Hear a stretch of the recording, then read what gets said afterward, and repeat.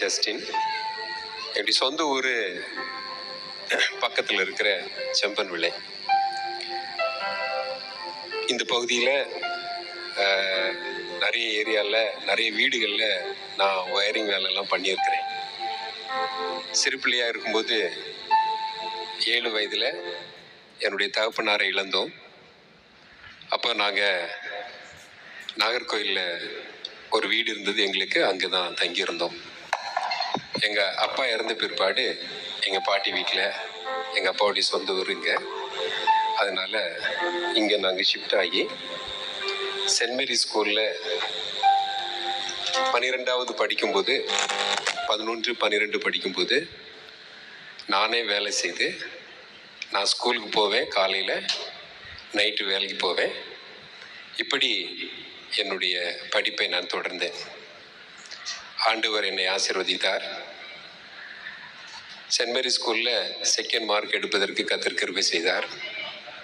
அடுத்தது என்ன படிக்கணும்னு தெரியாது, என்னை கைட் பண்ணுறதுக்கு யாரும் கிடையாது, குடும்பத்தில் படித்தவர்கள் கிடையாது. அந்த சூழ்நிலையில் என்னுடைய சாட்சியை நான் சுருக்கமாக சொல்லிடுறேன். சொல்கிறதுக்கு நிறைய இருக்குது, ஆனால் கர்த்தருடைய வார்த்தை அதை விட முக்கியமானது. அதனால் சுருக்கமாக என்னுடைய சாட்சியை சொல்லிவிட்டு நான் முன்னேறி போக விரும்புகிறேன்.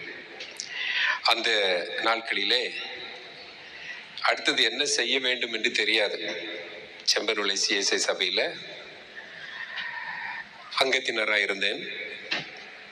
அந்த பாஸ்டர்கிட்ட ஒவ்வொரு நாளும் போய் கீயை வாங்கி, யாரும் இருக்க மாட்டாங்க, 10 மணிலேருந்து 1 மணி வரைக்கும் நான் முழங்கால் படிக்கிட்டு கரங்களை உயர்த்தி ஜெபிப்பேன். அப்போ நான் ஆண்டவர்கிட்ட கேட்டேன், ஆண்டவரே, என்னுடைய தகப்பனார் இறக்கும்போது நாங்கள் மணவாட்டி சபைன்னு ஒரு சபையில் நாகர்கோயிலில் வச்சுருந்தாங்க இறக்குறதுக்கு முன்னாடி. அப்போ தான் அப்பாவும் அம்மாவும் ரட்சிக்கப்பட்டு நாங்கள்லாம் சின்ன பிள்ளையாக இருக்கும்போது திரும்ப நாங்கள் இங்கே வந்தோம். ஆவிக்குரிய அனுபவம் உண்டு. அதை என்னுடைய வாலிப வயதில் நான் இந்த சர்ச்சில் பயன்படுத்துவதற்கு கர்த்தர் கிருபை செய்தார். நான் 11th படிக்கும்போது என்னுடைய வயது 21. நம்ப மாட்டீங்க, ஏன்னா நான் மீசெல்லாம் வச்சு நான் அட்மிஷனுக்காக ஸ்கூலுக்கு போகும்போது இங்கே முன்னாடி இருக்கிறவங்களுக்கு என்ன தெரியாது, பாஸ்டர் உயரமாக இருப்பாங்க, நான் குள்ளமாக இருக்கிறதுனால அவங்களுக்கு தெரியாது. சிரமம்தான். கர்த்தருக்கு மகிமை உண்டாவதாக. அப்போது பார்த்தீங்கன்னா ரொம்ப கஷ்டப்பட்டு வேலை செஞ்சு பல வருடங்கள் 10th முடித்து ITI முடித்து கோயம்புத்தூரில் வேலை பார்த்து திரும்ப 11th 12th நான் போகிறேன். யோசித்து பார்த்துங்க. அந்த சூழ்நிலையில் பகலில் ஸ்கூலு, நைட்டு வேலை. நைட்டு 12 மணிக்கு தான் வீட்டுக்கு வருவேன். அந்த நாட்களில் இந்த செம்பன்விளை, திக்கனக்கூடு, படுவாக்கரை, இந்த பாளையம், கொல்லாய், இந்த பகுதியிலெல்லாம் நிறைய வீடுகளில் நான் ஒயரிங் வேலை பண்ணியிருக்கிறேன். ஸோ எனக்கு இந்த ஏரியாலாம் நல்லா தெரியும். சேனவழியில் சில சொந்தக்காரங்க இருக்கிறாங்க. இப்போவும் எங்களுக்கு செம்பன்விளையில் வீடு இருக்கிறது. கர்த்தருக்கு மகிமை உண்டாகட்டும். அந்த வயசில் எல்லாரும் காலேஜ் போயிட்டாங்க, ஆனால் எனக்கு காலேஜில் இடம் கிடைக்கல. எனக்கு 89% மார்க் இருக்குது. நான் கேட்டது, எனக்கு ஒரு ஆர்ட்ஸ் காலேஜில் இடம் கிடைச்சா போதும் ஆண்டவரே, நான் படிக்கணும் அப்படின்னு நான் விரும்பினேன். பெத்தியல்புரத்தில் ஒரு கடையெல்லாம் வாடகைக்கு எடுத்துட்டாங்க.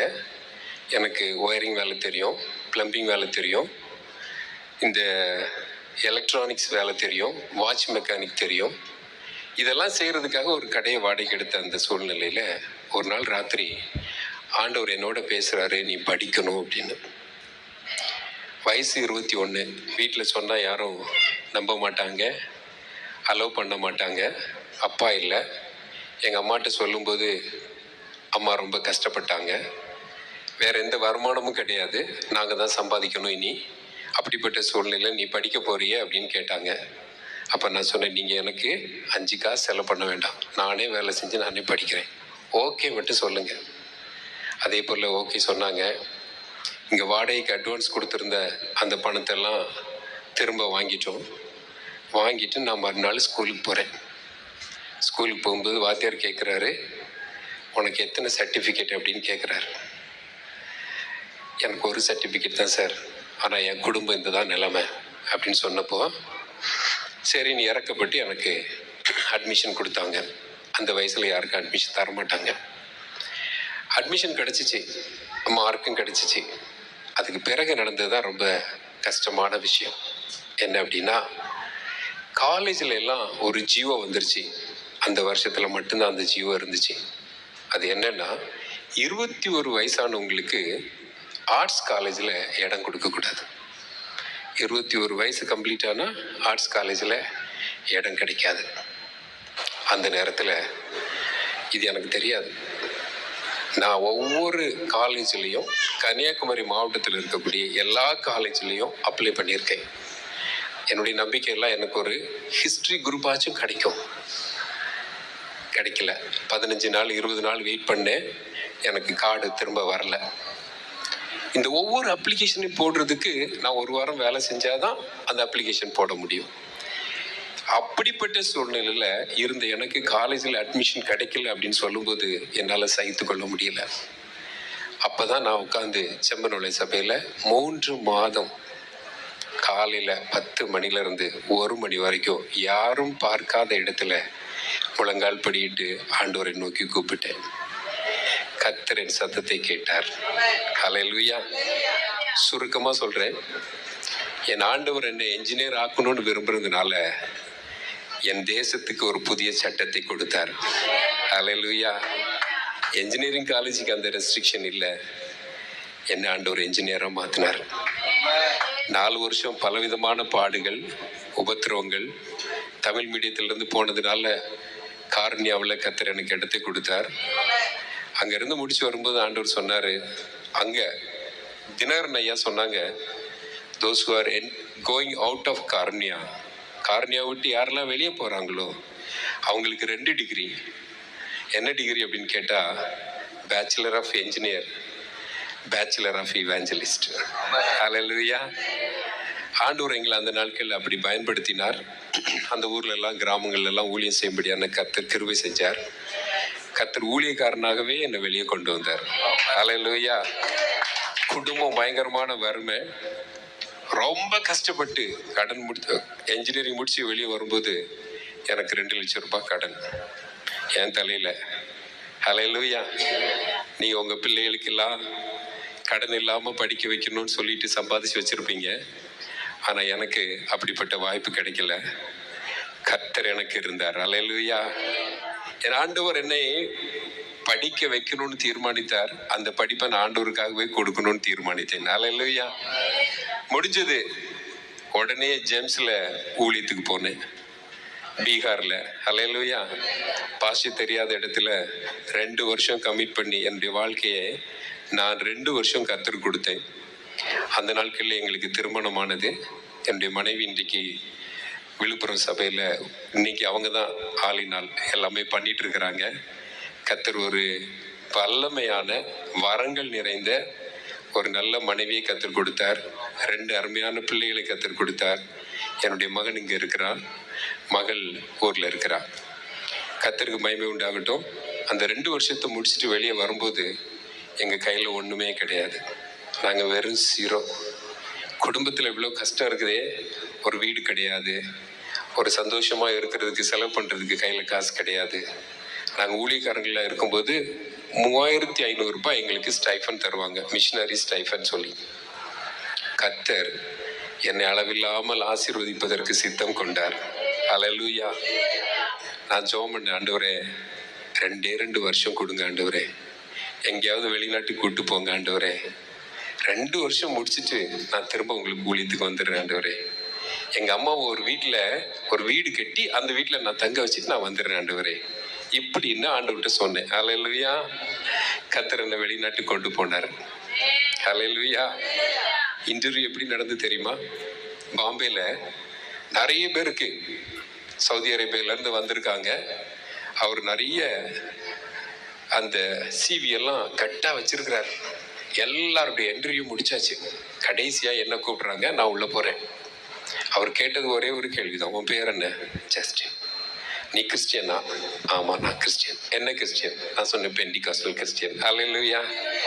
பெண்டிகாஸ்டல் கிறிஸ்டியன், உனக்கு இந்த வேலை தெரியுமா? நான் சொன்னேன் எனக்கு தெரியாது. ஆனா செய்வேன்னு எனக்கு நம்பிக்கை இருக்கு. அல்லேலூயா. எனக்கு எப்போதுமே ஒரு ஆழமான நம்பிக்கை, எதை கொடுத்தாலும் செய்வேன். அல்லேலூயா. என்னை பலப்படுத்துகிற கிறிஸ்துவினாலே எல்லாவற்றையும் செய்ய எனக்கு பலன் உண்டு. அல்லேலூயா. ஒரு வாய்ப்பு மட்டும் கொடுத்துட்டா போதும். நான் அதே மட்டும் தான் சொன்னேன். If you have given me a chance, I will do it. எனக்கு சான்ஸ் தான் வேணும். அல்லேலூயா. இன்னைக்கு அநேகருக்கு வாய்ப்பு கொடுத்தோம், அதை பயன்படுத்த முடியாம இருக்கும்போது கர்த்தர் வாய்ப்பு கொடுக்கும்போது நல்லா பயன்படுத்திக்கோங்க. அல்லேலூயா. ஆண்டவர் தொடர்ந்து பல நாடுகளுக்கு கொண்டு போனார். Saudi Arabia, Kuwait, Bahrain, Oman தேசத்துல 2 வருஷம் கேட்ட எனக்கு கர்த்தர் 14 வருஷம் கொடுத்தார். அல்லேலூயா. 14 வருஷம் கொடுத்து திரளான ஆஸ்திகளை கொடுத்தார், திரளான ஆசீர்வாதங்களை கொடுத்தார். எல்லாத்தையும் கர்த்தருக்காக கொடுக்க கிருபை கொடுத்தார். அல்லேலூயா. எங்களுக்கு உண்டான எல்லாவற்றையும், எங்களையும் எங்கள் பிள்ளைகளையும் கர்த்தருக்கு கொடுப்பதற்கு தேவன் எங்களுக்கு கிருபை பாராட்டினதற்காக நான் ஆண்டவருக்கு நன்றி செலுத்துகிறேன். 2018 வருஷத்துல, சுருக்கமா சொல்லிடுறேன், 2018 வருஷத்துல ஆண்டவர் ஊழியத்திற்கு போங்கன்னு அழைச்சார். அன்றைக்கு ரொம்ப சிரமம். என்ன சிரமம் அப்படின்னா, இதுவரைக்கும் சம்பாதிச்சதெல்லாம் ஊழியத்துக்கு கொடுத்துருக்கோம், ஒரு வீடு வாங்கியிருக்கிறோம், சின்ன 1-2 சென்ட் நிலங்களை வாங்கியிருக்கிறோம் ஒரு டைம்ல. அப்போ இனி வருமானத்துக்கு என்ன செய்வோம் அப்படின்ற ஒரு தயக்கம் இருந்தபோது ஆண்டவர் சொன்னார், அழைத்தவர் நான் நடத்துவேன். அல்லேலூயா. நான் ரிசைனேஷன் கொடுக்குறேன். கொடுக்கும்போது சொல்றாங்க, நான் உனக்கு சம்பளத்தை ஏற்றி தர்றேன்பா, போகாத.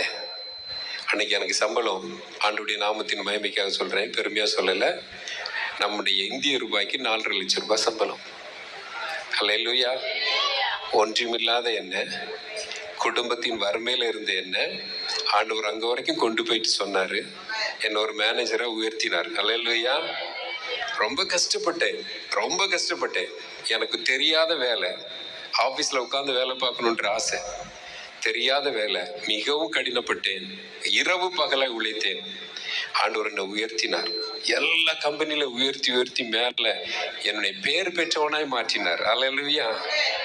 அந்த நேரத்துல போய் நான் ரிசைனேஷன் கொடுக்கும்போது சொன்னாங்க, நீ போகக்கூடாது, உன்னுடைய கிராஜுவிட்டி நாங்க தரமாட்டோம். 9 வருஷமா கடைசியில் ஒரு கம்பெனியில் வேலை பார்த்தேன். அவங்க சொன்னாங்க, உன்னுடைய கிராஜுவிட்டி நாங்கள் தரமாட்டோம், உன் விசாவை கேன்சல் பண்ணிடுவோம். நான் ஒரே ஒரு வார்த்தை மட்டும் கேட்டேன், நீங்கள் தரவிட்டி பரவாயில்ல, தர்ற வரைக்கும் என்னுடைய விசாவை நீங்கள் கேன்சல் பண்ணாதீங்க. இப்போ உங்கள்கிட்ட காசு இல்லாமல் இருந்தால் 2 வருஷம் கழிச்சு கூட கொடுங்க. கர்த்தருடைய கிருபையினால அவங்க கொடுத்த எல்லாத்தையும் கொண்டு விழுப்புரத்தில் போய் ஒரு ஊழியத்தை ஆரம்பிப்பதற்கு கர்த்தர் கிருபை செய்தார். எங்களுடைய ஆசைகள் எல்லாம் விற்று கொண்டு போய் ஊழியத்தில் இன்வெஸ்ட் பண்றதுக்கு கர்த்தர் கிருபை செய்தார். நாங்க இன்வெஸ்ட் பண்ணது தேவனுடைய ராஜ்யத்திற்காக. அல்லேலூயா. அல்லேலூயா.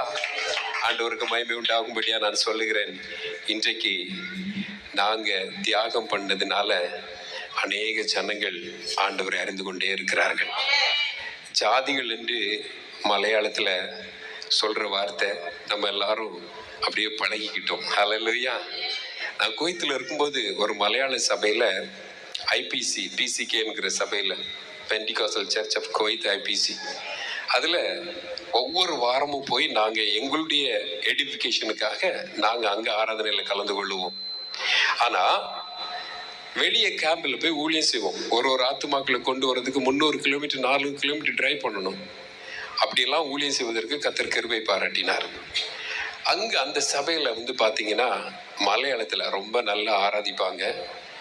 எனக்கு ரொம்ப பிடிக்கும். அந்த ஒரு ஃபீலிங் இங்க வந்த போது கிடைச்சிச்சு. அல்லேலூயா. அல்லேலூயா. ஆண்டவருக்கு மகிமை உண்டாவதாக. ஒரு 10% ஆஃப் அந்த மலையாள வர்ஷிப் எனக்கு இந்த ஃபீலிங்ல இருந்துச்சு. எங்க ஜனங்களுக்கு இதெல்லாம் பேசினா புரியாது. அல்லேலூயா. ஆனாலும் பாஸ்டர் பேசும்போது எங்க ஜனங்கள் ஆவியினால எல்லாவற்றையும் அறிந்து கொண்டார்கள். அல்லேலூயா. கடந்த 3 மாதங்களாக 3 முறை விழுப்புரத்துல அவங்க ஊழியம் செய்வது எங்களுக்கு மிகுந்த ஆசீர்வாதமாக இருந்தது. கர்த்தர் பெரிய காரியங்களை செய்து கொண்டே இருக்கிறார். இன்னும் செய்வார். இன்னும் பெரிய காரியங்களை கர்த்தர், பெரிய தரிசனங்களை ஆண்டவர் தந்திருக்கிறார். நாங்கள் 41 கிராமத்தின் நடுவில் நாங்கள் இருக்கிறோம். அந்த 41 கிராமங்களை சுற்றிலுமாய் நாங்கள் கடந்து போய் கிராம ஊழியங்களை செய்து அநேகரை கர்த்தரின் நேராய் நடத்துவதற்கு எல்லா பிரயாசமும் படுகிறோம். அந்த ஜனங்கள் ஜாதியில ரொம்ப தீவிரமானவர்கள். ஒரு ஜாதியார் இருக்கிற இடத்துல இன்னொரு ஜாதியார் வரமாட்டார்கள். அல்லேலூயா. அப்ப எத்தனை சர்ச்சு கட்ட முடியும்? ஒரு எஸ்சி பீப்புள் இருக்கிற இடத்துல, எஸ்சி எஸ்டி இருக்கிற இடத்துல பிசி எம்பிசி வரவே மாட்டாங்க. இந்த பிசி எம்பிசி எஸ்சி எஸ்டி இருக்கிற இடத்துல எஃப்சி உள்ளவங்க வரவே மாட்டாங்க, பக்கத்தில் கூட வர மாட்டாங்க. இல்ல பிசி இருக்கிற சர்ச்சில் எஸ்சி காரங்க நீங்க கூட வாங்க அப்படின்னு இவங்க கூப்பிட்ட கூட அவங்க சொல்லுவாங்க, இல்ல இல்ல இல்ல நாங்க உங்க பக்கத்திலே வர மாட்டோம் அப்படி சொல்லுவாங்க. அல்லேலூயா. அப்படி ஜாதி வெறி நிறைந்த இடத்துல நாங்க ஊழியம் செய்து கொண்டிருக்கிறோம். ஸ்கூலு ஒரு கிராமத்தை எடுத்துட்டீங்கன்னா ரெண்டா இருக்கும். ஒரு காலனின்னு சொல்லுவாங்க, அங்க எஸ்டி எஸ்டி பீப்புள் இருப்பாங்க. இன்னொரு ஊர் இருக்கும், ஊர்ல பிசி எம்பிசி பீப்புள் இருப்பாங்க. ஸ்கூல் இந்த பிள்ளைங்களுக்கு தனியா, அந்த பிள்ளைங்களுக்கு தனியா. ஹல்லேலூயா. ஆனா சர்ச் மட்டும் ஒன்னாதான் இருக்கணும். ஆமென். ஹல்லேலூயா. அப்போ எல்லா ஜாதியாரும் எல்லா ஜனங்களும் அந்த சர்ச்சுக்குள்ளால வரணும்னு நீங்க ஜெபிக்கணும். ஆமென். ஒரு ஊர்ல 2 சர்ச்சு கட்ட முடியுமா? நம்மளால முடியாது. ஹல்லேலூயா. தொடர்ந்து ஜெபிங்க. உங்களுடைய ஜெபத்திற்காக நான் ஆண்டவரை நன்றியோடு துதிக்கிறேன். பாஸ்டர் அவர்களோடு இணைந்தவர்கள் எல்லாரும் சேர்ந்து விழுப்புரம் ஊழியத்திற்காக ஜெபிக்கிறீங்க. ரொம்ப ரொம்ப நன்றி. தொடர்ந்து நீங்க ஜெபிப்பீர்கள் என்று நான் நம்புகிறேன். இப்பொழுது கூட என்னுடைய மகன் ஒரு பாடலை பாடுவான். அதுக்கு பிறகு நான் கர்த்தருடைய வார்த்தைக்குள்ளாய் கடந்து போக வாஞ்சிக்கிறேன்.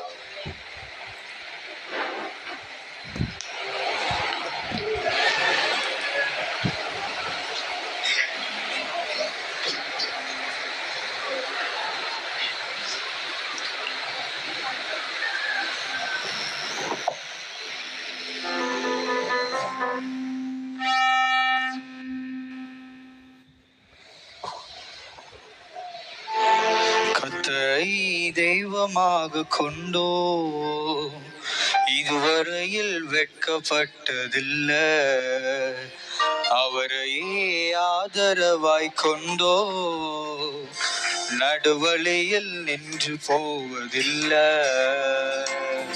கர்த்தரை தெய்வமாக கொண்டோ இதுவரையில் வெட்கப்பட்டதில்லை,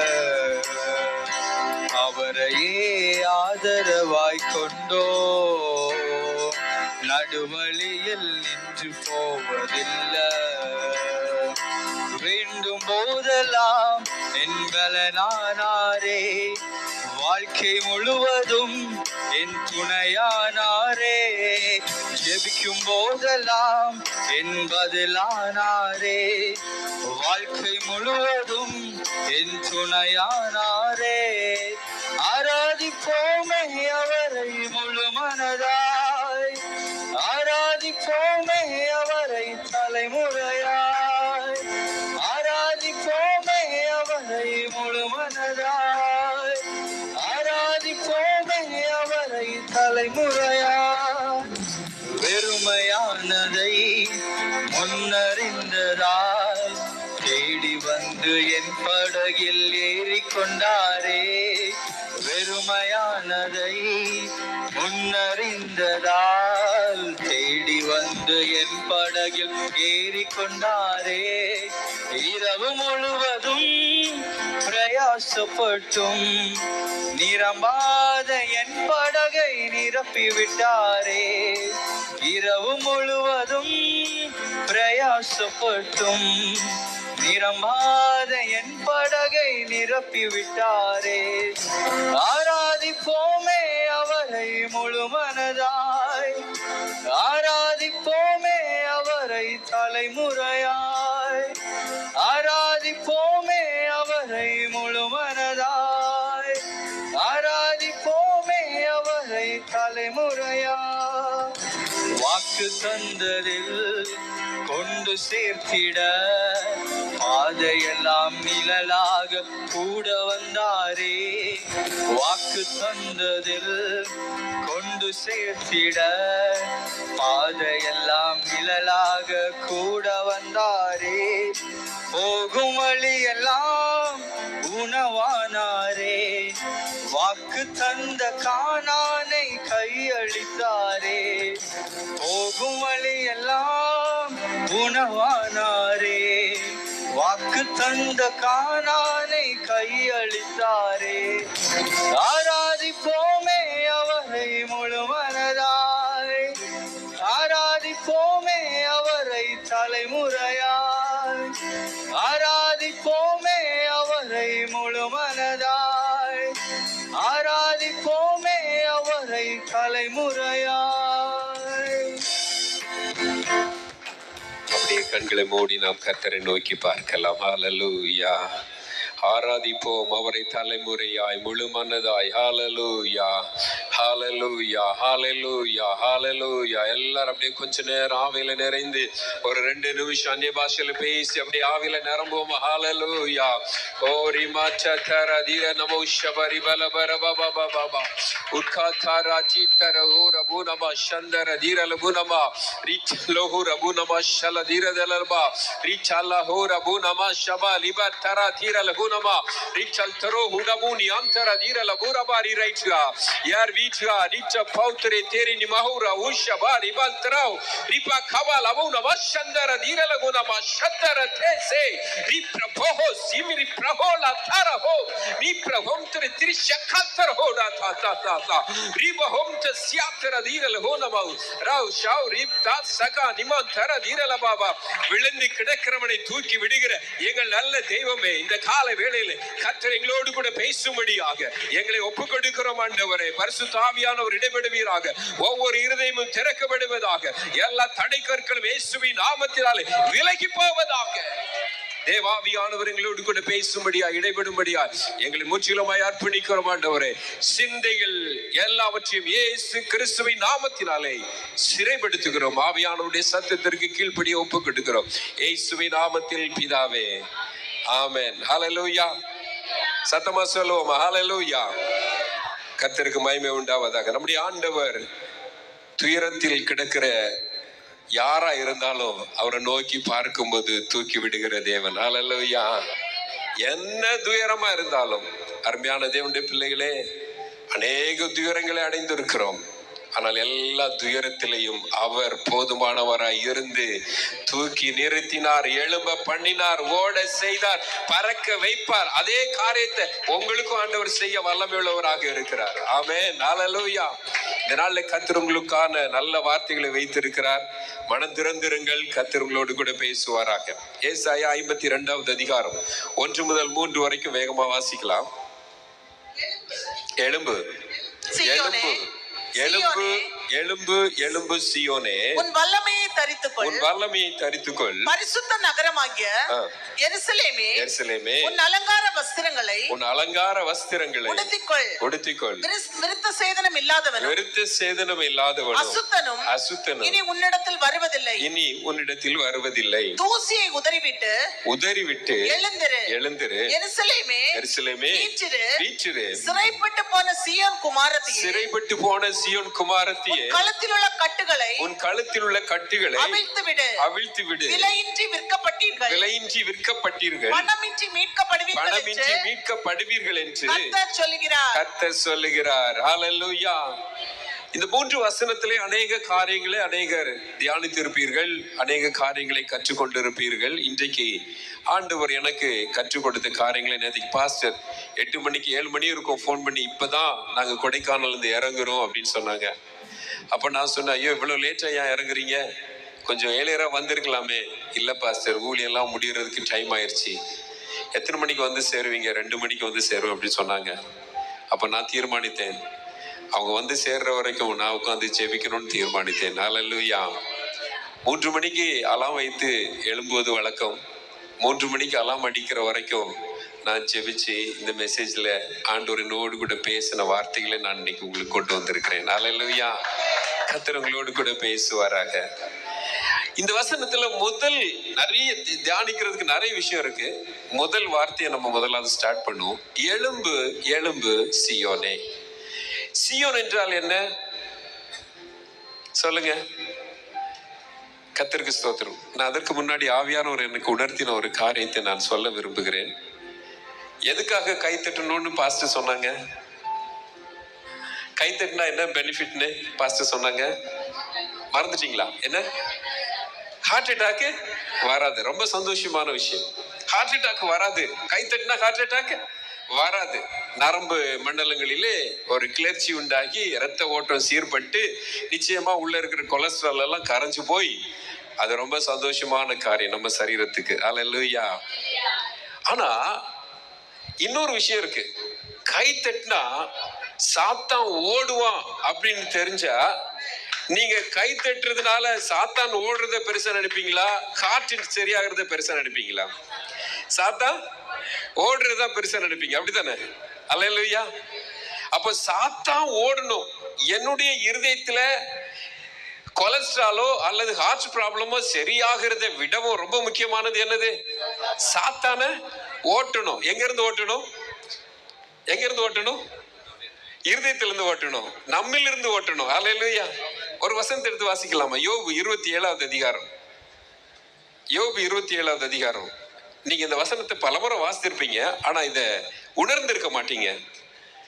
கடைசி வசனத்தை யாராக வாசிங்க பார்க்கலாம். ஜனங்கள் அவனை பார்த்து கை கொட்டி அவனை அவன் ஸ்தலத்தை விட்டு விரட்டி விடுவார்கள். அல்லேலூயா. இங்க ஜனங்கள் யாரு? ஜனங்கள் யாரு? அபிஷேகிக்கப்பட்ட சீயோன் வாசிகள். அல்லேலூயா. அபிஷேகிக்கப்பட்ட ஜனங்கள், சீயோனுக்குள்ளால வருகிறவர்கள். ஆண்டவர் சொல்றாரு, ஜனங்கள் அவனை பார்த்து, யாரை பார்த்து? சாத்தானை பார்த்து என்ன செய்வாங்களா? கை கொட்டுவார்களாம். கை கொட்டும்போது என்ன நடக்குமா? அவன் ஸ்தலத்தை விட்டு அவன் ஓட வேண்டியது வரும். ஹல்லேலூயா. இன்னைக்கு சாத்தா உங்களை உங்க இடத்துல உங்க வீட்டுல சிங்காசனத்தை போட்டு, உங்களுக்குள்ளால ஒரு சிங்காசனத்தை போட்டு ஆளுகை பண்ணி அவன் ஒரு இடத்தை பிடிச்சிட்டு இருந்தான்னு சொன்னா அவனை விரட்டுறதுக்கு கை தட்டணும். ஆவில நிறைஞ்சு கை தட்டணும், அபிஷேகத்துல நிறைஞ்சு கை தட்டணும், அந்நிய பாஷையில நிறைஞ்சு கை தட்டணும். நீ கை தட்டும் போது பிசாசுடைய அஸ்திபாரம் உடையும். ஹல்லேலூயா. காற்று நல்லாவும், நல்ல இருதயம் துடிக்கும், இருதயம் எல்லாம் நல்லா சரியாகும். ஆனா அதை விட மேல பிசாசின் அஸ்திபாரம் உடையும். ஹல்லேலூயா. அதுக்காக நீ கை தட்டி தான் ஆகணும். தேவ சமூகத்துல வரும்போது ஆண்டவரை நோக்கி கைத்தட்ட அவரை துதிக்க அப்படியே பிசாசின் கட்டுகள் உன்னை விட்டு அகன்று போகும். அல்லேலூயா.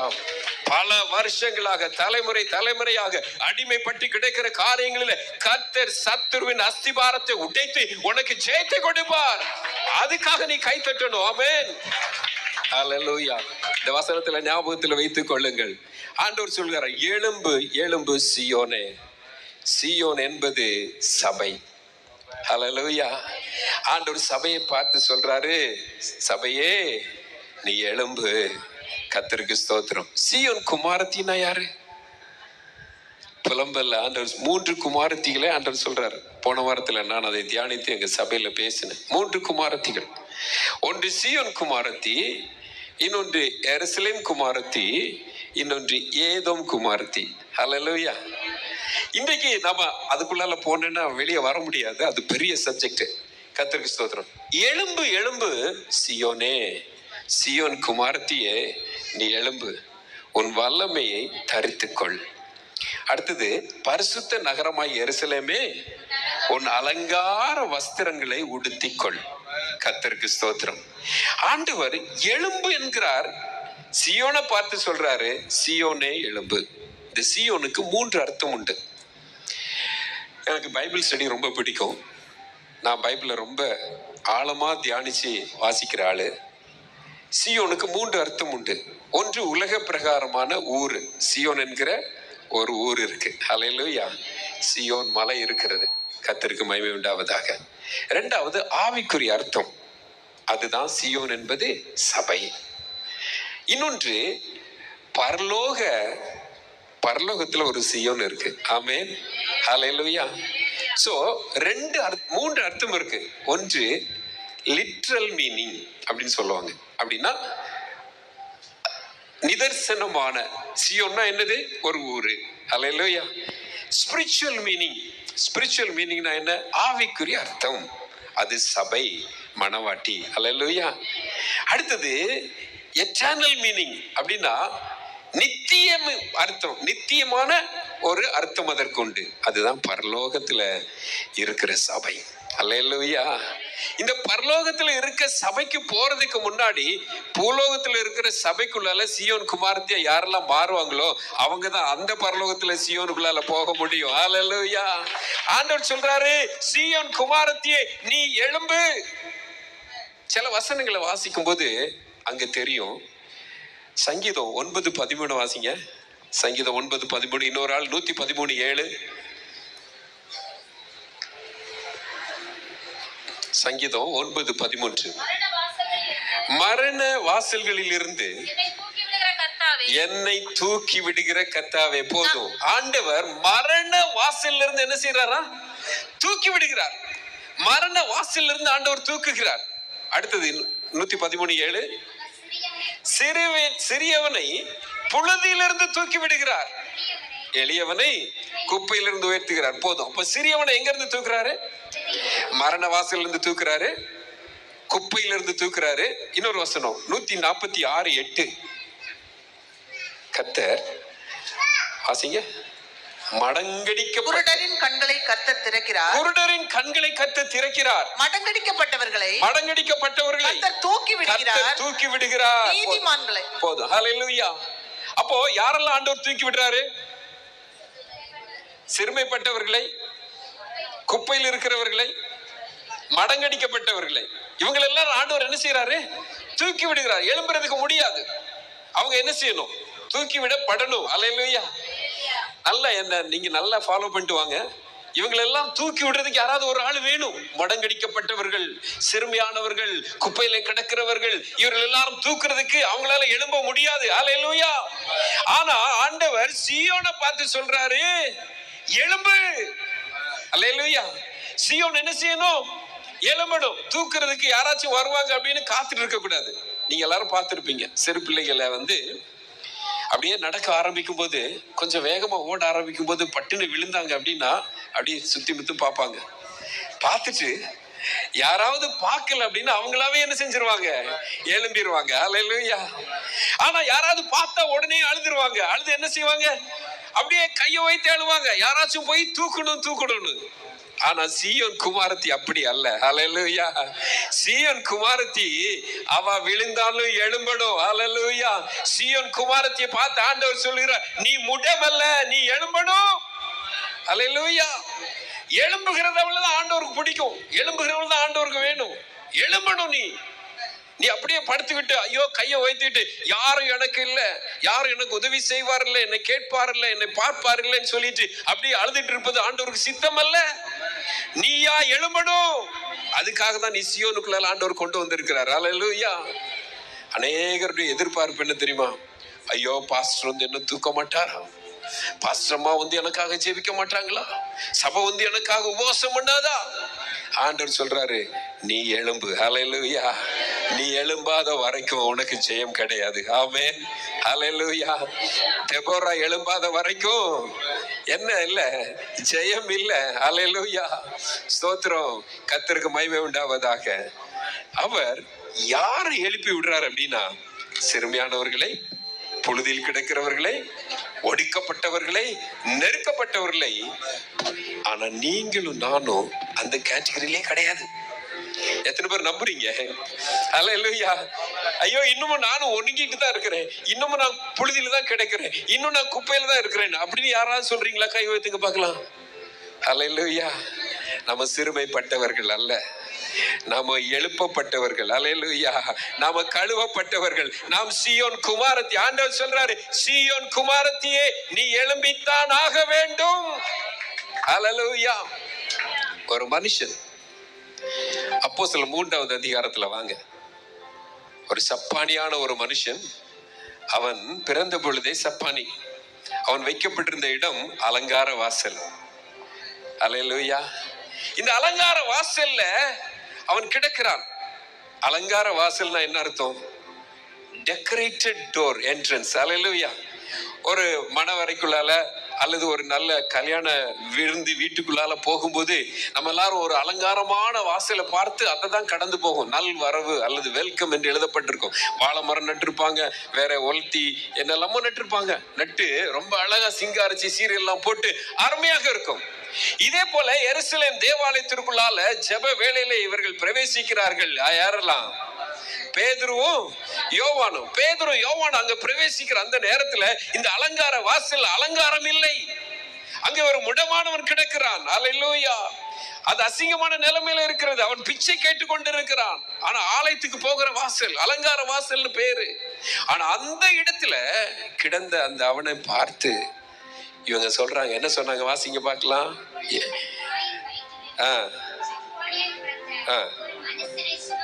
சுமந்து கொண்டு வருவாங்க, அந்த வாசல்ல வைப்பாங்க.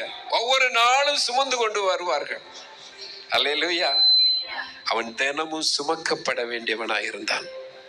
ஆனா தேவ பிள்ளையே, உங்களுக்கு எனக்கு ஆண்டவர் நல்ல காலை கொடுத்திருக்கிறார். அல்லேலூயா. அவன் அலங்கார வாசல்ல சபைக்கு வெளியே, சொல்லுங்க, எங்க இருந்தான்? சபைக்கு வெளியே. ஏன் சபைக்கு வெளியே இருந்தான்? ஏன் உள்ள போகல? அவனை தூக்கிட்டு தானே வந்தாங்க. தூக்கிட்டு வந்தவங்க உள்ள கொண்டு வச்சிருக்கலாமே. என்ன வேணும் அவனுக்கு? அவனுக்கு பிச்சை வேணும். அல்லேலூயா. அவனுக்கு என்ன வேணும்? பிச்சை வேணும். அவனுக்கு சுகத்தை பத்தி அவன் யோசிச்சதே இல்லை. அல்லேலூயா. அவன் எழும்புறத பத்தி யோசிச்சதே இல்லை. எனக்கு பிழைப்பு வேணும், நான் பிழைக்கணும், நான் இன்னும் கொஞ்ச நாள் என்ன செய்யணும்? வாழணும், கொஞ்ச நாள் சாப்பிடணும். இதுக்கு யாராச்சும் எனக்கு என்ன செய்யணும்? உதவி செய்யணும்.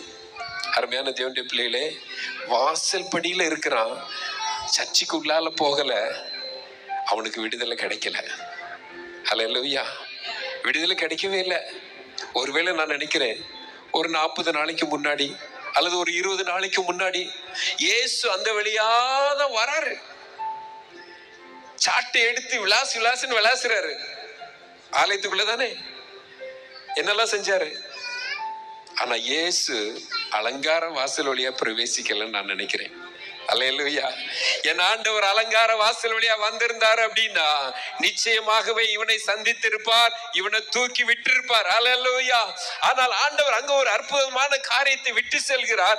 என் ஜனங்கள், என் சீஷர்கள் நான் செய்யாததை இவங்க செய்யணுன்றதுக்காகவே அங்க அவங்கள முடமாவே ஆண்டவர் விட்டுட்டு போறாரு. அல்லேலூயா. தூக்கிட்டு வருவாங்க, தினமும் கொண்டு வைப்பாங்க.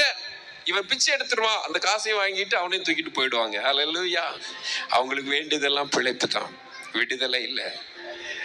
அருமையான சியோன் குமாரத்தியே, உங்களுக்கு விடுதலை வேணுமா? உங்களுக்கு பிழைப்பு வேணுமா? அல்லேலூயா. நமக்கு என்ன வேணும்? விடுதலை வேணும். அல்லேலூயா. நாம எழும்பணும். அல்லேலூயா. அல்லேலூயா. 6வது வசனத்துல சொல்லியிருக்கு பாருங்க. அப்பொழுது பேதுரு, வெள்ளியும் பொன்னும் என்னிடத்தில் இல்லை, என்னிடத்தில் உள்ளதை உனக்கு தருகிறேன். நசரேயனாகிய இயேசு கிறிஸ்துவின் நாமத்தினாலே நீ எழுந்து நட என்று சொல்லி வலது கையினால் அவனை பிடித்து தூக்கி விட்டான். உடனே அவனுடைய கால்களும் கரண்டுகளும் பலன் கொண்டது. ஹல்லேலூயா. ஹல்லேலூயா. யாருக்கு தூக்கி விடுறதுக்கு ஆளு வேணும்? சப்பானிக்கு தான் ஆளு வேணும். ஹல்லேலூயா. வாசலுக்கு வெளியே இருக்கிறவனுக்கு தான் ஆளு வேணும். ஆமென். ஹல்லேலூயா. இவனை தூக்கி விட்ட போது என்ன நடந்துச்சு தெரியுமா? இயேசுவின் நாமத்தினால. எப்படி தூக்கி விட்டான்?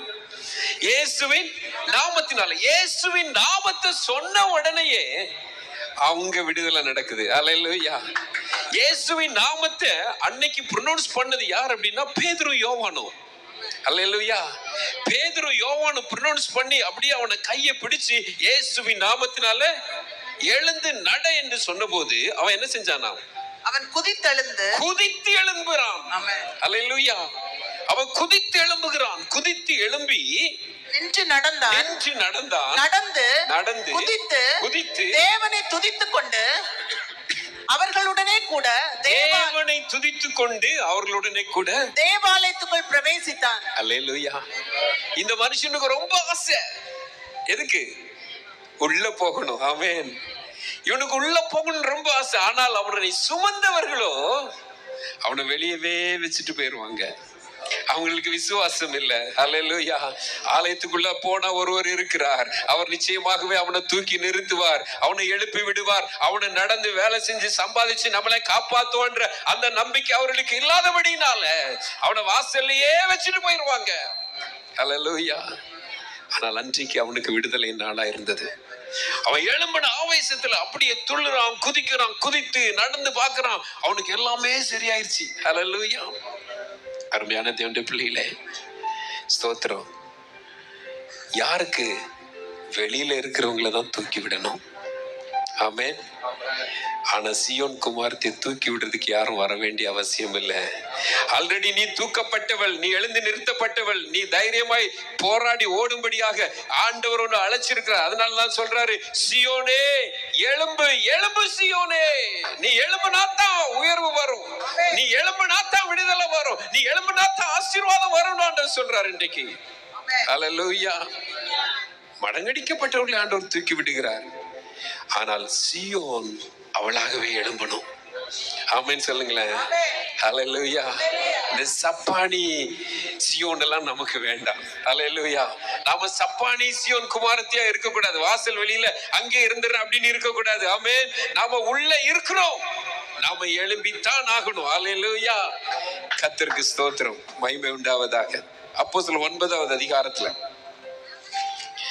1 முதல் வாசிக்கும் போது, பவுல் என்கிற ஒரு ஊழியக்காரன், சவுல் என்பவன், அவன் பயமுறுத்துறான், பல காரியங்களை செய்யறான். எல்லாத்தையும் வாசிக்கிறதுக்கு நேரம் இல்ல. 3வது வசனத்துல நேரம் வந்துடலாம். அவன் பிரயாணமாய் போய் தமஸ்குவை சமீபித்த போது சடுதியிலே வானத்திலிருந்து ஒரு ஒளி அவனை சுற்றி பிரகாசித்தது. அல்லேலூயா. அல்லேலூயா. ஒரு ஒளி. என்ன சொல்லுங்க? ஒரு ஒளி. நிறைய இல்ல, ஒரே ஒரு ஒளி. ஆமென். அடுத்தது அடுத்த வசனத்துல, அவன் தரையிலே விழுந்தான். அப்பொழுது சவுலே, சவுலே, நீ என்னை ஏன் துன்பப்படுத்துகிறாய் என்று தன்னுடனே சொல்லுகிற ஒரு சத்தத்தை கேட்டான். ஒரு சத்தம். சொல்லுங்க. ஒரு சத்தம். என்னெல்லாம் நடந்துச்சு?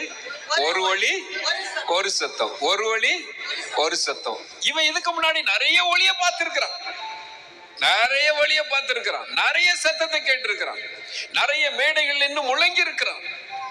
கிறிஸ்தவத்துக்கு விரோதமாக, கர்த்தருடைய பிள்ளைகளுக்கு விரோதமாக அநேக மேடைகள் நின்று இவன் முழங்கி இருக்கிறான். பலருடைய சத்தத்தை கேட்டிருக்கிறான்.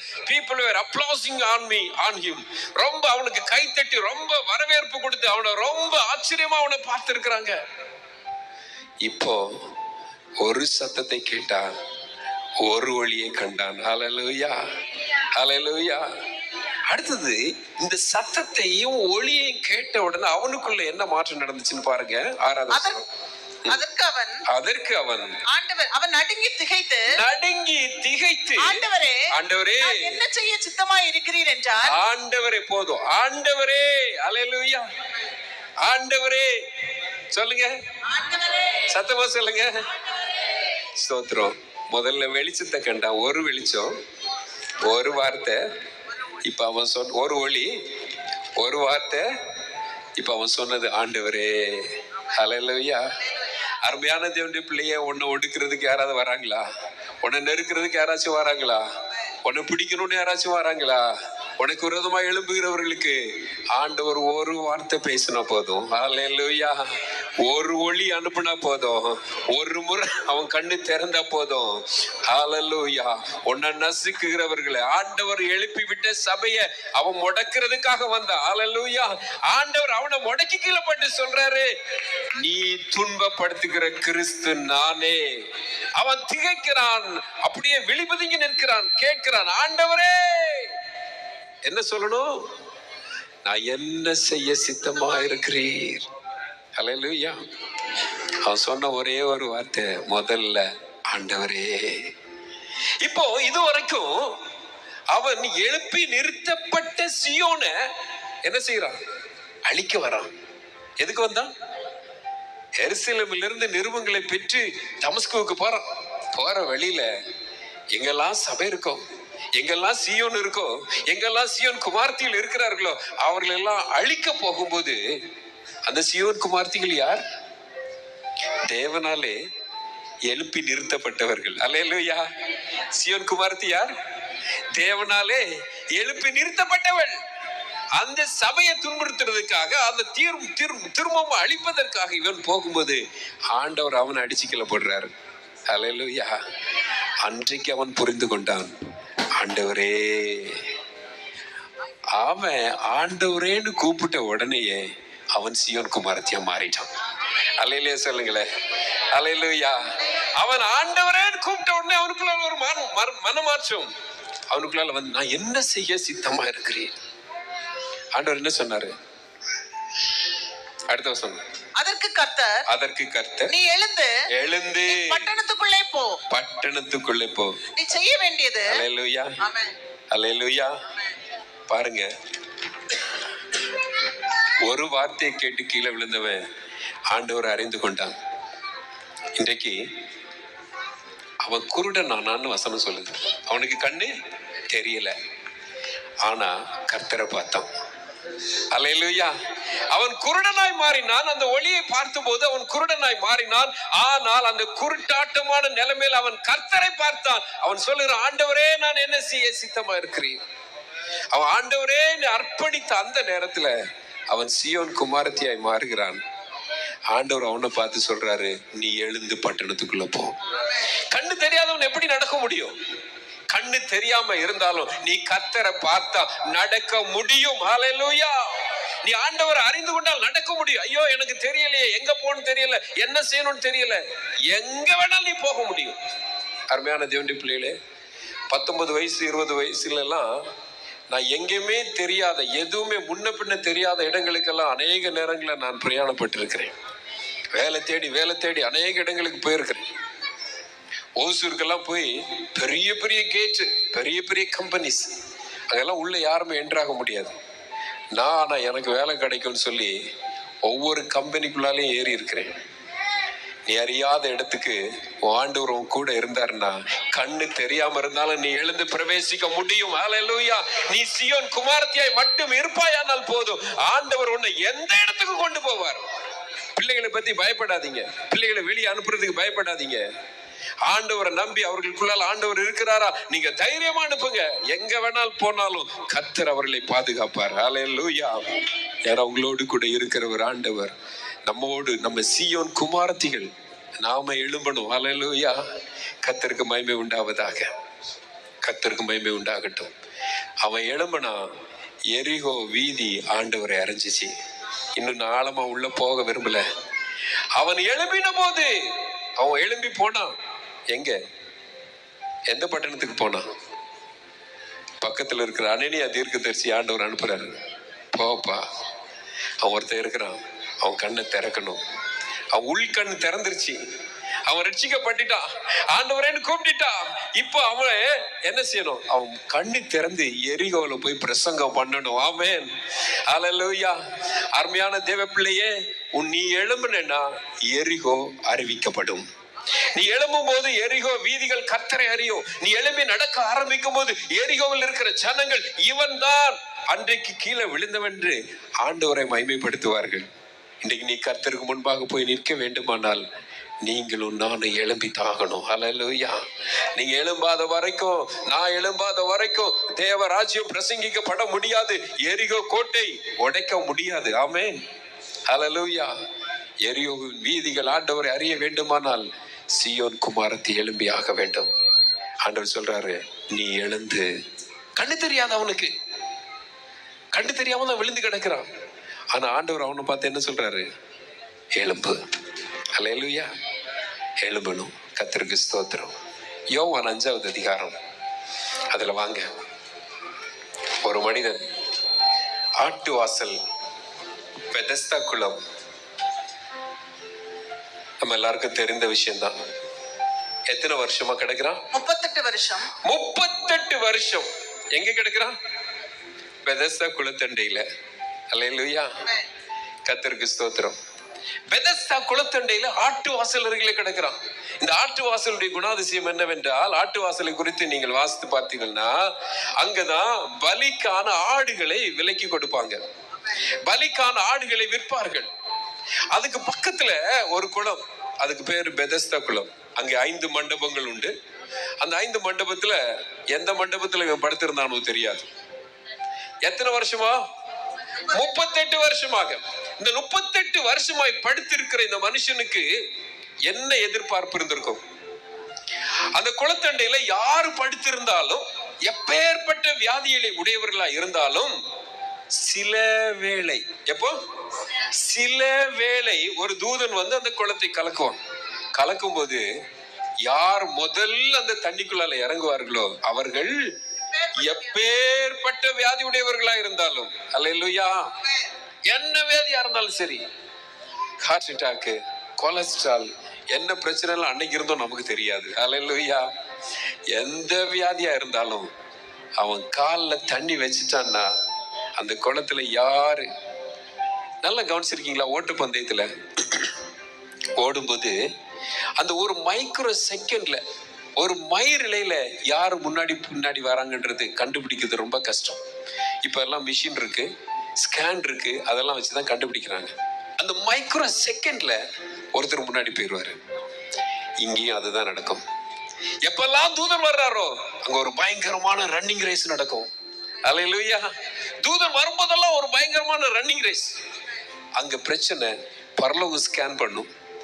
யார் முதல்ல தொட்டா, நான் தான் தொட்டேன், நீ தான் தொட்டேன்னு சொல்றதுக்கு இடமே கிடையாது. ஏன்னா முதல்ல தொட்டவன் சுகமாயிருவான். அல்லேலூயா, இந்த மனுஷன் 38 வருஷமா கிடக்குறான். கர்த்தராகிய இயேசு கிறிஸ்து ஆடுகளுக்கு மேய்ப்பர். அல்லேலூயா, இங்க ஒரு ஆடு எங்க படுத்து கிடக்கு? பெதஸ்தா குளத்துல படுத்து கிடக்கு. ஆட்டு வாசல் பக்கத்துல படுத்து கிடக்கு. ஆடுகளுக்கு மேய்ப்பனான ஆண்டவர், ஆடுகளுக்கு வாசலான ஆண்டவர் அந்த ஆட்டு வாசல் வழியாய் கடந்து வந்தார். அல்லேலூயா, ஆட்டு வாசல் வழியா கடந்து வந்தார். 38 வருஷமா படுத்திருக்கிறான்.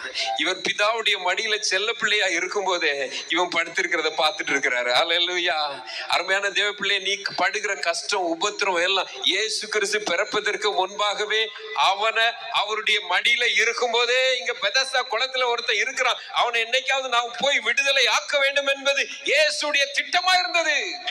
இன்னைக்கு நீ ஒருவேளை உபத்திரவப்படலாம், கஷ்டப்படலாம், நெருக்கப்படலாம், யார் என்னை காண்கிறார் என்று எண்ணிக்கொண்டிருக்கலாம். ஆனால் நீயும் நானும் சீயோன் குமாரத்தியாக ஆண்டவர் நம்ம வச்சிருக்கிறதுக்கு காரணமே என்னன்னா, உலக தோற்றத்திற்கு முன்பாகவே நாம் முன்குறிக்கப்பட்டவர்கள். அல்லேலூயா, உலக தோற்றத்திற்கு முன்பாகவே நீ எப்படி இருக்கணும்ன்றது ஆண்டவர் தீர்மானித்து வைத்திருக்கிறார். அது நிச்சயமா உன் வாழ்க்கையில நடக்கும். அல்லேலூயா, இயேசுவை விட அவன் சீனியர். இயேசு பிறக்கிறதுக்கு முன்னாடியே பிறந்தவன். அல்லேலூயா, இயேசு பிதாவுடைய மடியில இருக்கும் போதே அவன் அங்க படுத்து கிடக்கிறான். இயேசு அவனை தேடி வந்தார். இயேசு தேடி வந்த உடனே அவனை பார்த்து என்ன சொல்றாரு பாருங்க. 6வது வசனம், சொஸ்தமாக வேண்டும் என்று விரும்புகிறாயா என்று இந்த வார்த்தைய யாருமே இப்படி கேட்டதில்லை. அங்க வர்றவங்க எல்லாரும் யாரு? அங்க வர்றவங்க எல்லாரும் வியாதிஸ்தர். அப்படித்தானே? எல்லாருக்கும் எப்படி இருக்கும்? நான் தான் முதல்ல போனோம். இவன் 38 வருஷமா இருக்கிற சீனியாரிட்டி பாப்பாங்களா யாராச்சும்? நேத்திக்கு வந்தவன் கூட அவன் தான் முதல்ல குதிக்கணும்னு நிற்பான். அல்லேலூயா, இவன் நிறைய பேர்ட்ட கேட்டிருப்பான், பா நான் 38 வருஷமா இருக்கிறேன்ப்பா, கொஞ்சம் என்ன விட்டுடா, இன்னைக்கு தானடா வந்த, நீ வாட்ட சாட்டமா இருக்கிற, ஓடுவ, நீ குதிச்சிருவ, நீ சுகமாயிருவ, உனக்கு நெக்ஸ்ட் சான்ஸ் கிடைக்கும்டா, 38 வருஷமா நான் இங்க இருக்கிறேன்டா. அல்லேலூயா, அவன் பெற்றோர்கள்லாம் வந்திருப்பாங்க, அவன் பிள்ளைகள் ஒருவேளை இருந்திருந்தா வந்திருப்பாங்க. வரும்போதெல்லாம் என்ன சொல்லியிருப்பாங்க? எப்பா எப்படியாச்சும் உருண்டு பிறண்டு விழுந்துருப்பா. அல்லேலூயா, எப்போ தூதன் வருவான்னு தெரியுமா? தெரியாது, எப்போவாது வருமுறை. அல்லேலூயா, எப்போ வருவாங்கன்னே தெரியாது. அவர்கள் காத்திருக்க முடியாது. அவங்க பிழைப்பை தேடி போகணும். அவங்க எல்லாரும் ஓடிடுவாங்க. சாப்பாடு கொடுப்பாங்க, தண்ணியை கொடுப்பாங்க. எப்பா எப்படியாச்சும் இன்னைக்காச்சும் பார்த்துருப்பா. 38 வருஷமா அவனுக்கு ஒவ்வொரு நாளும் சொல்லுவாங்க. அல்லேலூயா, அவன்கிட்ட நீ சுகமாக விரும்புறாயா? இந்த கேள்வி யாருமே கேட்டதில்லை. ஆனால் அந்த ஆட்டு வாசல் வழியாய் வந்த அடிக்கப்பட்ட வண்ணமா இருக்கிற தேவ ஆட்டுக்குட்டியானவர், உனக்காகவும் எனக்காகவும் அடிக்கப்பட்ட அந்த ஆண்டவர் அவனை பார்த்து கேட்கிறார், ஹல்லேலூயா, நீ சுகமாக விரும்புகிறாயா? அவனுடைய எதிர்பார்ப்பெல்லாம் என்ன தெரியுமா? தூதன் வருவான், தூதன் வருவான், தூதன் வருவான். யாராகிலும் என்ன தூக்கி கொண்டு உள்ள போட்டுருவாங்க, யாராகிலும் எனக்கு உதவி செஞ்சிருவாங்க, யாராகிலும் என்ன முன்னாடி விட்டு எனக்கு பின்னாடி கியூல நிப்பாங்க. ஆனால் அது நடக்கல. கர்த்தர் என்ன சொன்னார் அவன்கிட்ட? அவன் சொன்னதை விட்டுருங்க. சரி, 7வது வசனத்துல அவன் அதற்கு வியாதிஸ்தன், ஆண்டவரே தண்ணீர் கலக்கப்படும் போது போதும், ஆண்டவரே. அல்லேலூயா. பவுல் என்ன கூப்பிட்டான்? ஆண்டவரே. அங்க அவனுக்கு ரட்சிப்பு வந்துருச்சு. அல்லேலூயா. இங்க இந்த மனுஷன் இயேசுவை பார்த்தபோது ஆண்டவரன் எப்படி கூப்பிட்டான்? அவனுக்கு அவர் ஆண்டவரன் என்ற தெளிவு அவனுக்கு எப்படி வந்துச்சு? இயேசு இதுக்கு முன்னாடி பார்த்திருக்கானா? பார்த்ததில்லை. இயேசு இதுக்கு முன்னாடி பார்த்ததில்லை. இயேசுடைய வார்த்தையை கேட்டதில்லை. ஆனால் ஒருவர் என்னை பார்த்து கேட்கிறாரு, நீ சுகமாகணும்னு விரும்புறியா? அல்லேலூயா.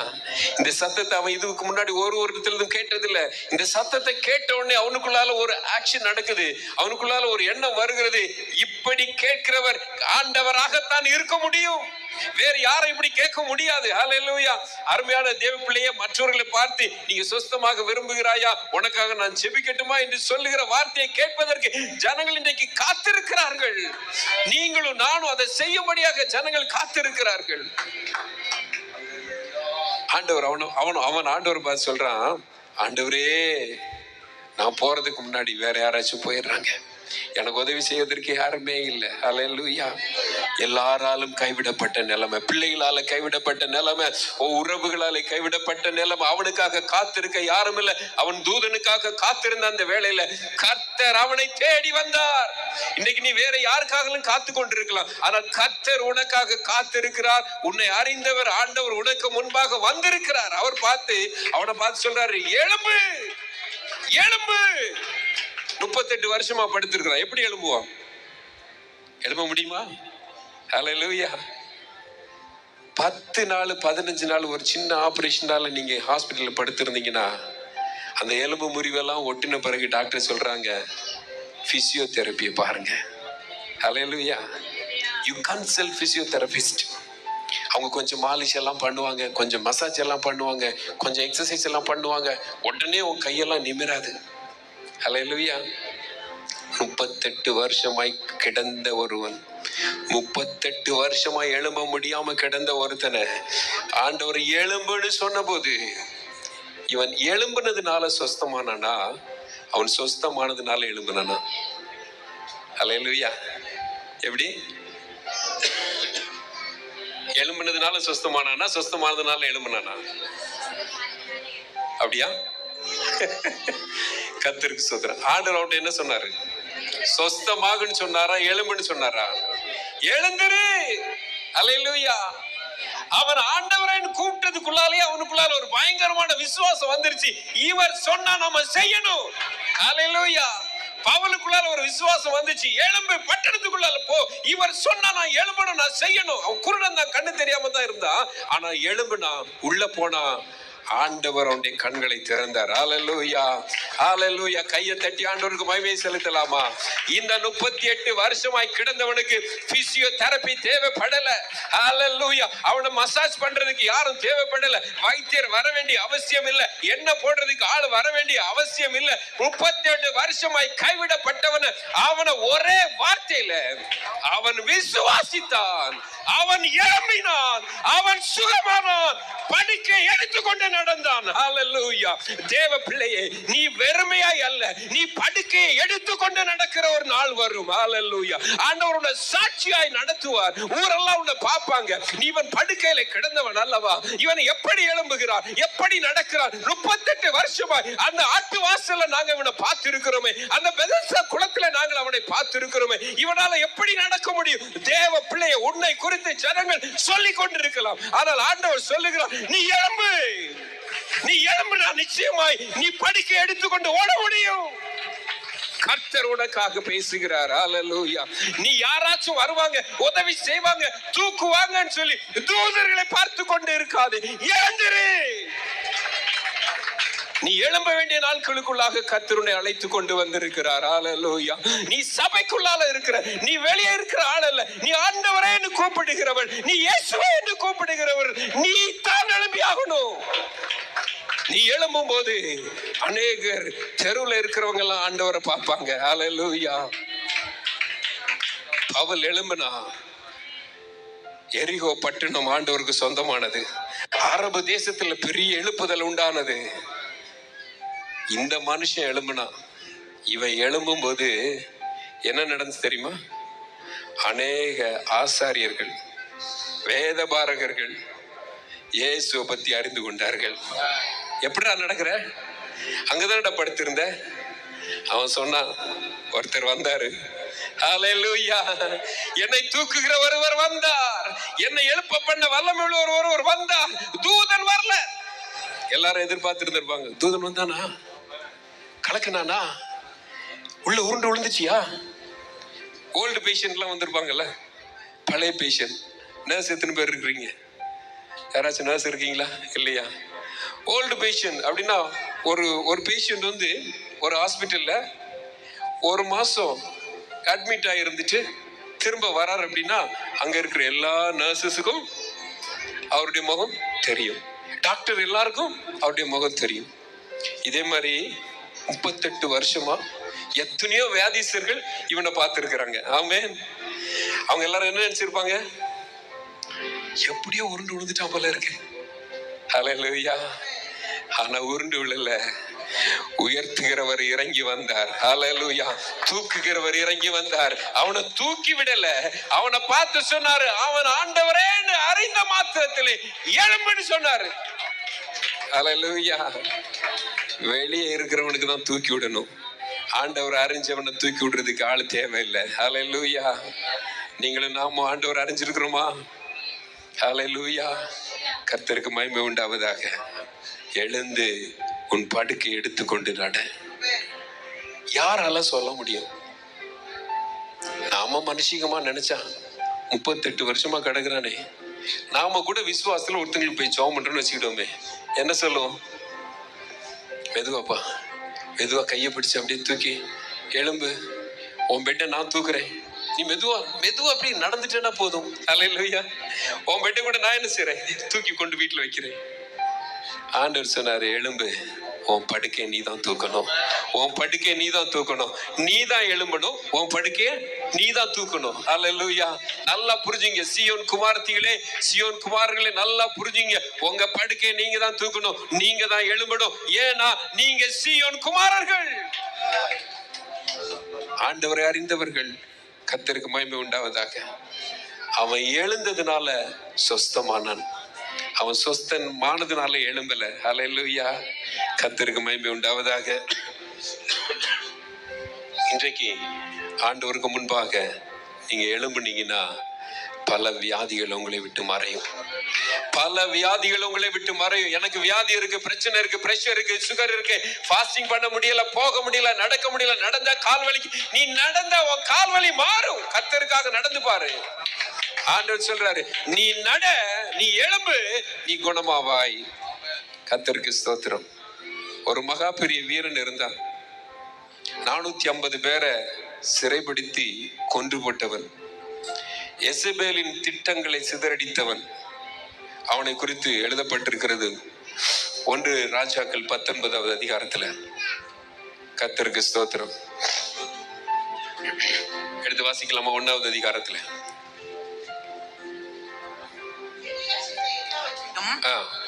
1வது வசனம். எலியா செய்த எல்லாவற்றையும் அவன் தீர்க்கதரிசிகள் எல்லாரையும் பட்டயத்தாலே கொன்று போட்ட போது கொன்று போட்ட செய்தி அனைத்தையும் ஆகாப் யேசபேலுக்கு அறிவித்தான். அப்பொழுது யேசபேல் எலியாவினிடத்தில் ஆள் அனுப்பி, அவர்களில் ஒவ்வொருவருடைய பிராணனுக்கு செய்யப்பட்டது போல நான் நாளை இந்நேரத்தில் உன் பிராணனுக்கு செய்யாதே. 4வது வசனத்துல வந்துருங்க. அவன் வனாந்தரத்தில் ஒரு நாள் பிரயாணம் போய் ஒரு சூரை செடியின் கீழ் உட்கார்ந்து தான் சாக வேண்டும் என்று கோரி. அல்லேலூயா. ஒரு நாள் பிரயாணம் போறான், தனிமையாய் தன்னை தனிமைப்படுத்தி கொண்டு சூரை செடிக்கு கீழே போய் உட்கார்ந்து என்ன சொல்றான்? நான் சாக வேண்டும் என்று, நான் சாக வேண்டும் என்று சொல்லி, போதும் கர்த்தாவே, போதும் கர்த்தாவே, என் ஆத்துமாவை எடுத்துக்கொள்ளும், என் ஆத்துமாவை எடுத்துக்கொள்ளும். அல்லேலூயா. அவன் சொல்றான், போதும் ஆண்டவரே, இதுக்கு மேல என்னால வாழ விருப்பம் இல்லை, நான் சாக வேண்டும். என்னுடைய பிதாக்களை பார்க்கலும் நான் நல்லவன் கிடையாது, என்னை எடுத்துக்கொள்ளும், என் ஆத்துமாவை எடுத்துக்கொள்ளும். கர்த்தருக்கு ஸ்தோத்திரம் உண்டாவதாக. இந்த மனுஷனை ஆண்டவர் பார்க்கிறார். படுத்துட்டான், தூங்கிட்டான். 5வது வசனத்துல சொல்லி இருக்கு, ஒரு சூரை செடியின் கீழ் படுத்துக்கொண்டு நித்திரை பண்ணினான். அப்பொழுது ஒரு தூதன் அவனை தட்டி எழுப்பி எழுந்திருந்து போஜனம் பண்ணு என்றான். போஜனம் பண்ணு. ஹல்லேலூயா. எழும்பி போஜனம் பண்ணு. இவர் என்ன பண்ணாரு? சாப்பிட்டாரு. அப்பமும் தண்ணீர் இருந்துச்சு, சாப்பிட்டாரு. சாப்பிட்டு திரும்பவும் படுத்துட்டாரு. ஹல்லேலூயா. 7வது வசனம், கர்த்தருடைய தூதன் திரும்ப 2ஆம் தடவை வந்து அவனை தட்டி எழுப்பி எழுந்திருந்து போஜனம் பண்ணு. நீ பண்ண வேண்டிய பிரயாணம் வெகு தூரம் என்றார். வெகு தூரம். ஹல்லேலூயா. நீங்களும் நானும் செய்ய வேண்டிய வேலை ரொம்ப இருக்கு. ஹல்லேலூயா. நீங்களும் நானும் பண்ண வேண்டிய பிரயாணம் ரொம்ப இருக்கு. ஏதோ எனக்கு வயசாயிருச்சு, எனக்கு நாட்கள் முடிந்து போனது, ஸ்தோத்திரம், எனக்கு நாட்கள் முடிந்து போனது என்று சொல்றதுக்கு இல்ல. ஹல்லேலூயா. ஒரு குளோபல் ப்ராஜெக்ட் ஆண்டவர் யாருக்கு கொடுத்தாரு? குளோபல் ப்ராஜெக்ட்னா உலகத்தையே ரட்சிக்கிற ப்ராஜெக்ட் யாரு கொடுத்தாரு? இயேசுக்கா. உலகத்தையே ரட்சிக்கிற ப்ராஜெக்ட், காப்பாத்துற ப்ராஜெக்ட். நோவாக்கு தானே கொடுத்தாரு குளோபல் ப்ராஜெக்ட். வயசு என்ன அப்போ? 500 வயசு. எத்தனை வயசு? 500 வயசு. ஒரு பெரிய தேசத்தை உருவாக்கணும். I will make you great nation அப்படின்னு சொல்லிட்டு யார்கிட்ட சொன்னாரு? நோவாக்கிட்டே சொன்னாரு. ஆபிரகாம் சொன்னாரு. ஆபிரகாம் அப்பா வயசு என்ன? எத்தனை சொல்லுங்களேன்? 99. அல்லேலூயா. வயசு விஷயமே இல்லை. அல்லேலூயா. எந்த வயசுலயும் உங்களை கொண்டு ஓட வைக்க, கிரியை செய்ய ஆண்டவருக்கு முடியும். நீ போக வேண்டிய தூரம் வெகு தூரம். அருமையான தேவனுடைய பிள்ளைகளே, சியோன் குமாரத்தியே, சியோன் குமாரரே, நீங்கள் போக வேண்டிய தூரம் வெகு தூரம். ஆண்டவர் சொல்றாரு, எலியாவே, இங்க என்ன வேலை உனக்கு? அல்லேலூயா. நேரம் இல்ல, 1 மணிக்கு முடிக்கணும்னு சொல்லிட்டாங்க. கர்த்தருக்கு ஸ்தோத்திரம். நோட்டீஸ் வந்துருச்சு, பாஸ்டர் 1 மணிக்கு முடிச்சிருங்க அப்படின்னு. அல்லேலூயா. எங்க மக்கள் எல்லாம் அப்படி இல்ல, எத்தனை மணி நேரம் இருப்பாங்க பாஸ்டர் தெரியும். அல்லேலூயா. கர்த்தருக்கு ஸ்தோத்திரம். ஆண்டவருடைய வார்த்தை வந்தா எத்தனை மணி நேரம்னா இருப்பாங்க. நீங்களும் இருப்பீங்கன்னு எனக்கு தெரியும். ஆனாலும் நேரத்தை கருதி நான் சீக்கிரமா முடிக்க பிரயாசப்படுகிறேன். கர்த்தருக்கு ஸ்தோத்திரம். பாருங்க, இந்த எலியா திரும்பவுமா சாப்பிட்டு படுத்துட்டார். 2வது முறை தூதன் வந்து, எப்பா நீ சாப்பிடுறதுக்காக மட்டும் உன்னை எழுப்பல, நீ போக வேண்டிய தூரம் வெகு தூரம். ஆமென். இவன் போறாரு. ஓகே, எத்தனை நாள் நடக்கிற? இப்போ 40 நாள். வாசிங்க அந்த வசனத்தை. அப்பொழுது அவன் எழுந்து புசித்து குடித்து அந்த போஜனத்தின் பலத்தினால் 40 நாள் அப்பமும் தண்ணிந்தாங்க. பூஸ்ட், ஹார்லிக்ஸ், மட்டன், சிக்கன் எதுவும் கிடையாது. அந்த பலத்தினாலே 2 வேளை தான் சாப்பிட்டு இருக்கான். only 2 times meal. இந்த 2 times mealல he was able to walk 40 days and 40 nights. Hallelujah. 40 நாள் இரவு 40 நாள் பகல் நடந்து ஓரேப் என்கிற இடத்துக்கு போகிறான். அங்க போய் என்ன பண்ணிட்டாரு? ஒரு கெபிக்குள் தங்கி இருக்கிறார். அங்கே போய் மறைஞ்சிக்கிறார். இங்க சூரிய செடியில மறைஞ்சவர் அங்க போய் கெபிக்குள்ளால மறைஞ்சிக்கிறார். கெபிக்குள்ளால மறைஞ்சோன்னு ஆண்டவர் வந்து கேட்கிறாரு, உனக்கு இங்க என்னடா வேலை? அல்லேலூயா. இங்க என்னப்பா உனக்கு வேலை? நீ செய்ய வேண்டிய வேலை நிறைய இருக்கு. அல்லேலூயா. 2 முறை ஆண்டவர் கேட்கிறார். 13வது வசனத்துல, இங்கே உனக்கு